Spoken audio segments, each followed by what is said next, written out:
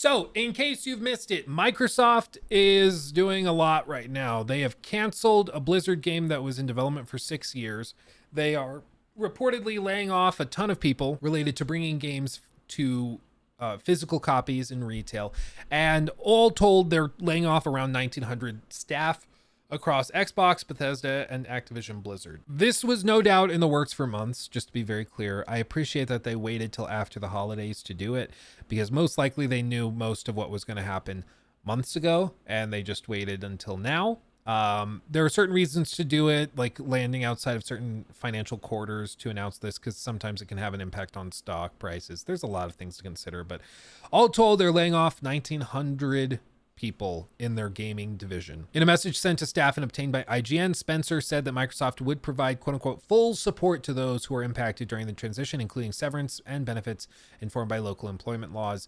Yeah, Microsoft tends to be pretty good about this. I knew it was like a friend of my dad's, but like more distant. But basically, like Microsoft in the past, when people have been laid off, it seems like they do take care of them relatively well. We haven't gotten details, but if it's normal Microsoft stuff, it's probably relatively generous compared to other people in the industry. Alongside the layoff news, Blizzard president Mike Ybarra has confirmed he's decided to leave the company, and Alan Adam, Blizzard's chief design officer, is also leaving the company. If you don't know Mike Ybarra, you'll probably recognize him.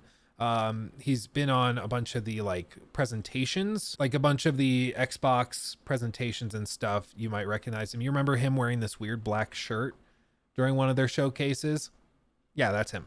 That's him at BlizzCon 23. It was like really awkward and kind of awkwardly stiff and quiet. It was like pure corporate speak, and it was delightful and really, really funny. The other guy that's been booted is this guy, Alan Adam.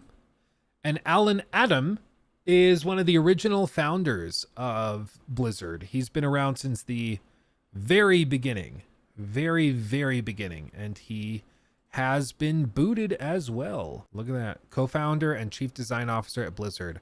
No longer, still the co-founder, no longer involved in the operations though. And people took this and were terrified of it because they were like, wait, this doesn't make any sense. This doesn't make any sense. Because they didn't want to do that. They didn't want to leave. That doesn't make any sense.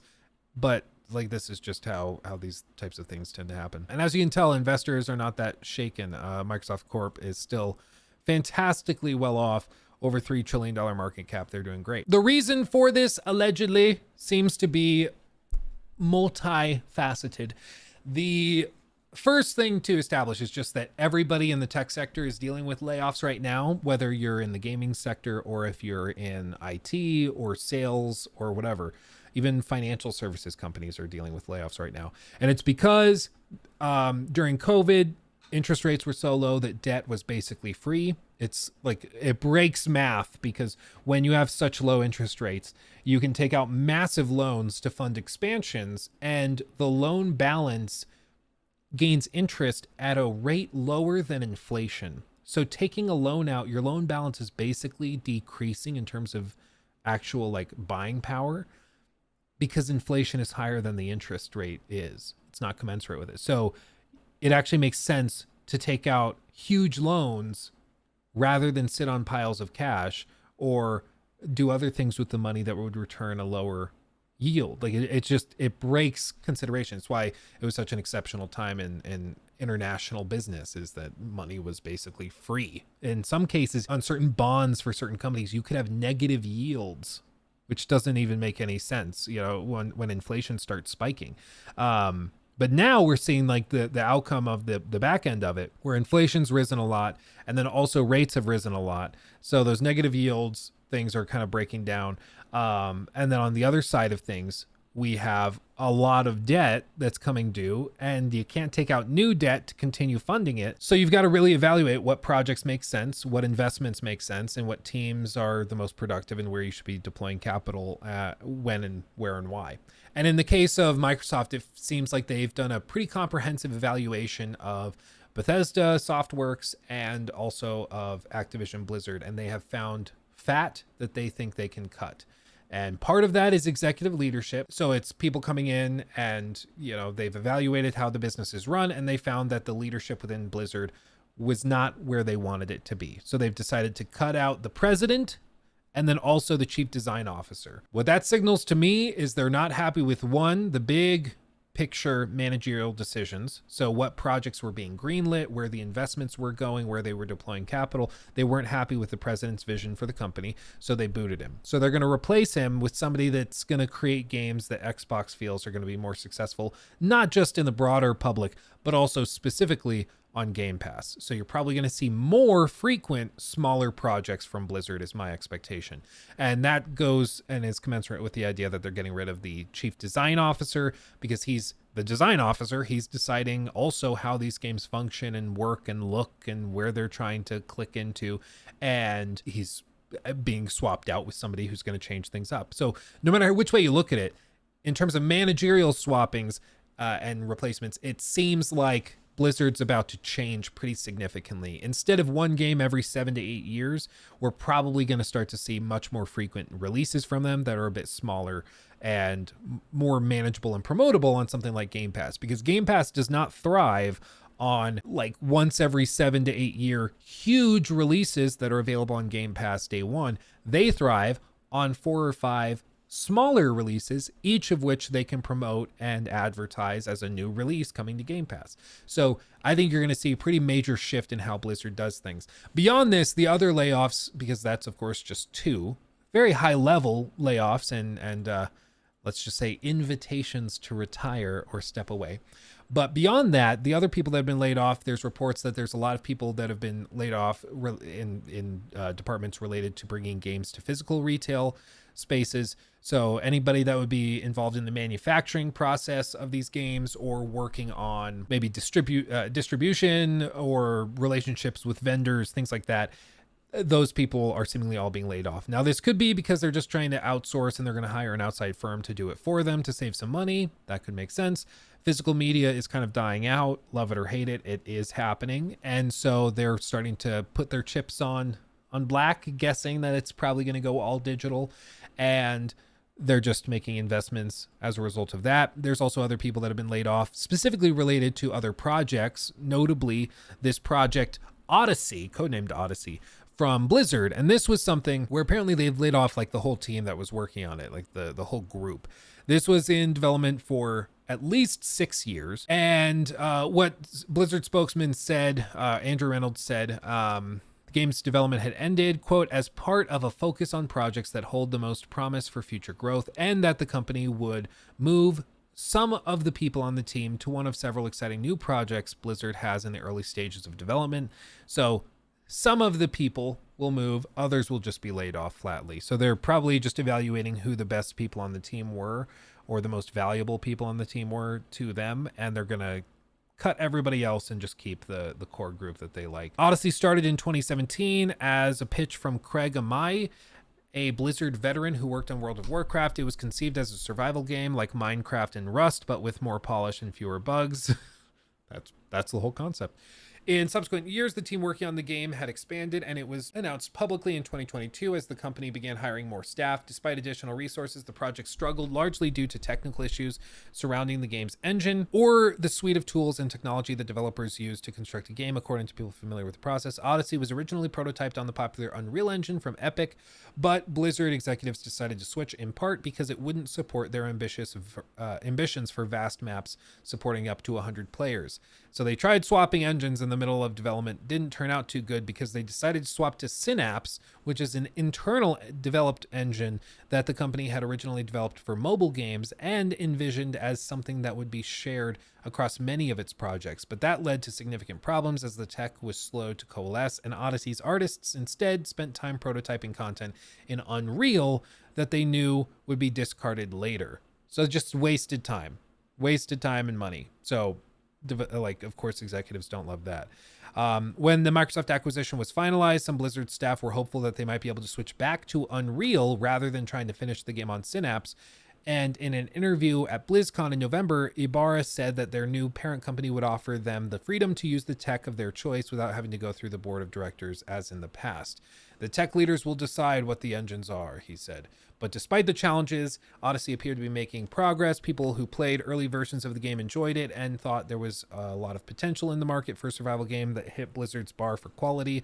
But still, Odyssey was years away, and at one point Blizzard was looking to expand the team to hundreds of people in hopes of targeting a 2026 release date, but even that seemed overly optimistic to some of the team.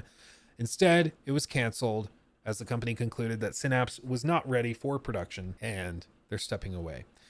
They followed up, the spokesman said, as difficult as making these decisions are, experimentation and risk taking are part of Blizzard's history and creative process.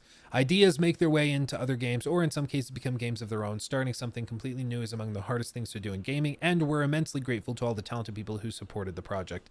And they're just canceling it and walking away from it.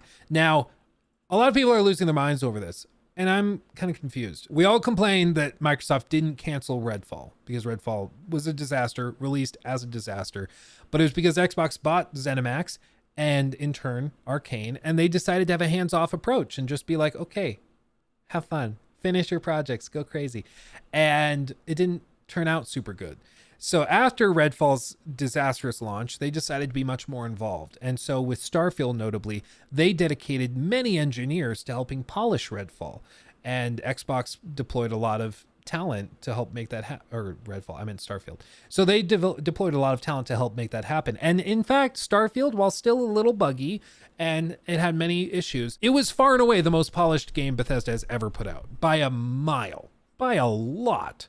And so it seemed to work. They were getting more involved, and that's what they need to do, honestly, to get these big games across the finish line. I think they initially thought that, like Microsoft and Xbox own Arcane, but if they put the game out and it's okay, it's not that big of a deal. They hadn't really processed that when Redfall launches and is a disaster and terrible, that makes Xbox look really bad. It tarnishes the brand. And I don't think had really processed that yet. And so after this, they've taken a stance of, we're going to be involved. We're going to keep an eye on it. And when things aren't looking great or things are having troubles, we're going to deal with it aggressively. And that's what they've done. So with this, they looked at Odyssey and they saw a game that was in trouble and had been having some struggles in development. And they looked at it, said, listen, if we're still multiple years away, some of the devs are asking to swap engines this far into development after 6 years swapping engines, which is no small feat, to be very, very clear. Swapping engines in the middle of a game's development is a big deal. And that's what the devs were hoping for. So Microsoft instead said, this doesn't seem to be coming together. We're going to cut it. We're going to cancel it. Move the core talent to other projects. Some people will be laid off, sure, but we're gonna try to figure something else out because this isn't working. And now people are complaining about it. And it's like, you guys were asking for this with Redfall. This is what you wanted, for them to be more involved. Like, you can't have it both ways, where they keep their hands off, let them do whatever they want, even if the game doesn't end up really working, while also getting them to be more involved. Like, it just doesn't work that way. You have to have one or the other, and they're choosing to be more involved. And that does unfortunately mean that projects will get canceled. People will be laid off as a result. And it's always tragic because these people didn't do anything wrong. They were just working on a game that was having trouble in development, that was forced to be put together on an engine that wasn't capable of handling it. And it's just been a mess as a result. The core devs didn't do anything wrong other than working at a company that ended up eventually not wanting them anymore. And that's, of course, extremely unfortunate. And of course, I would love to live in a world where everybody makes tons of money and is happy and lives their dreams and everything is great. That's not the world we live in, though. And in the world we live in, if the project isn't going to make money, if it's collapsing and it's not going to work, yeah, the company's going to cut the project and people will lose their jobs. It's unfortunate. It sucks, but it's just a reality of the world, unfortunately. Paired with this, I mean, there's a lot of other people that are being booted out, specifically with those executives, people that are like, can you believe this? They're gutting senior leadership at Blizzard. They clearly don't care about like the institutional expertise of these designers. I'm like, guys, for the last decade, you've been whining incessantly, justifiably so, I would say. In some cases, whining is justified, that Blizzard has been tarnishing their brand, tarnishing their history. They've been showing they don't really understand what their core fan base wants. They've been releasing, in some cases, just buggy, broken, lazy things. Like, what was it? Reforged, what was it? They did like this thing. This thing was considered to be one of the laziest and most cheap cash grabs in recent gaming history, and was just a total disaster. And people were like, this is ridiculous. This is unbelievable. How could they possibly release this? This is from Blizzard, and they're doing this. This is madness. This is madness. And it was partially because they revealed previous footage of it where they had like totally redone cutscenes and all this stuff. And then the final product was just way, way worse than what they actually pitched to people and advertised. This is the stuff we've been getting for years and years that people have been justifiably hating on and bashing them for. And then Xbox comes in and they fire some of the executives that have been here all through that time and have participated in putting this crap out. And now people are complaining about it. Like, what are we doing? Like, yeah, they're getting rid of people that they consider to be part of a problematic executive team. That's what they're doing. Yes, it includes some executives that have been there for a long time. Yeah. But you can't just blame everything on Bobby Kotick. Here's the thing about Bobby Kotick. Bobby Kotick was a CEO that everybody is glad is gone. He had executives, he had managers, he had people in the president's chair, he had people over here and over there that he had placed there for very good reason, because they did what he wanted them to do. They played ball, they understood the assignment, and as a result, they got rich. They made lots of money during that time. These guys are very well off. Don't get it twisted. They're doing very, very well for themselves. They stayed in line, did what they were told, and played nice with Bobby. And now Bobby's out. Everybody wants to just be like, okay, Bobby's out. Now Blizzard of 2008 is back. It's like, no, that's not how it works. He had a lot of people around him that allowed him to do what he wanted to do and turn Blizzard and Activision into this like money churning machine that lost all artistic validity and integrity. And some of those people had been at Blizzard for a long time and had basically sold out to Bobby in that process. But now that those people seemingly are being booted out by Xbox because they want to start fresh and with a new perspective, now people are complaining about it. Give me a break. Give me a break. Again, you don't get to have it both ways. If you want to complain about executive leadership within Blizzard and the big overarching decisions they've been making for, at this point, over a decade, you don't also get to have everybody in the current executive leadership hierarchy and structure stay when the chief executive officer gets kicked out. It doesn't work that way. Either you clean off all of the mold or you don't. A little bit doesn't work. Doesn't work. It's like, oh no, I was cracking an egg to make an omelet, and then a bunch of the shell cracked in. It's like, you know, one of those Doritos you put in a burrito, you just crunch it up and pour it in. And it's like, oh, there's so much eggshell in this damn omelet. But I took out a big piece. Now it's good.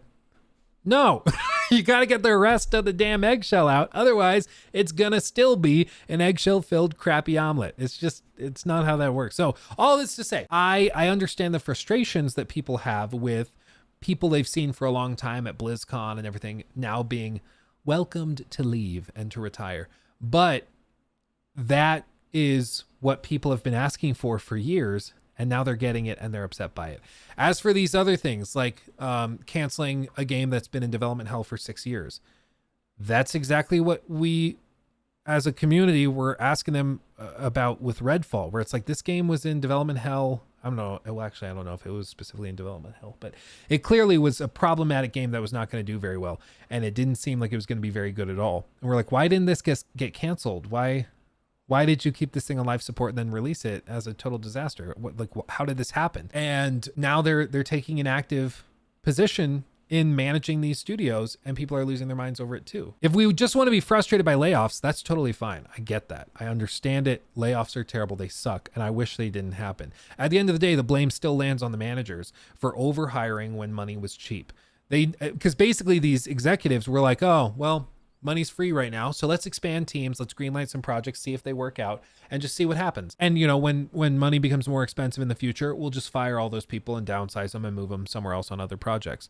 And that's what they decided to do. Not like really processing or caring that these are human beings that are moving their families and changing houses. They're not multimillionaires. They can't just casually go move and try another place to live. Like, this is a big deal for them. And you're just going to lay them off like that because you don't care that much? Like, Yeah, that's toxic. And I think those managers deserve the blame for this happening in this way. And like, we can all acknowledge that and understand that. But to then go and also complain about the specifics of how this has played out, I also find pretty silly, because it's like, you've wanted the executives at Blizzard to be cleaned out, and now it's happening and you're complaining about it. This is what you asked for. You wanted them to be more involved in the development process and cancel games that weren't coming together, and to only greenlight games that really had a lot of potential from their internal reviews. That's what they're doing now. Like, you never saw Odyssey. These people that are complaining about it never actually got to see it. They just heard that some people, when they tried an early build, thought it had potential. Guess what everybody who's ever worked on a video game has said about it? That it had potential.